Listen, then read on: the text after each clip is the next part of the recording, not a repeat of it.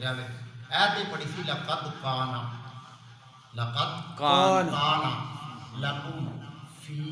رسول اللہ اسوۃ حسنہ، سبحان اللہ، کہ بے شک رسول کریم صلی اللہ علیہ وسلم دی مبارک زندگی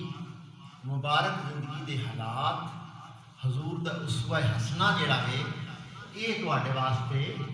بہترین نمونہ ہے، بے شک بہترین نمونہ نمونہ ہے۔ حضرات گرامی قدر، میرے آقا صلی اللہ علیہ وسلم دی زندگی نو سب واسطے بہترین نمونہ قرار دیتا جا۔ سبحان اللہ، جڑے پہلا انبیاء اعظم تشریف لے آئے نے انہاں دی زندگی دے حالات مختلف نے، کسے واسطے نمونہ ہے تو کسے واسطے نہیں، کسے دی زندگی امیر واسطے نمونہ ہے، غریب واسطے نہیں، کسی دی غریب واسطے نمونہ ہے، امیر واسطے نہیں، کسی دی بادشاہ واسطے نمونہ ہے، فقیر واسطے نہیں، کسی دی فقیر واسطے نمونہ ہے، بادشاہ واسطے نہیں،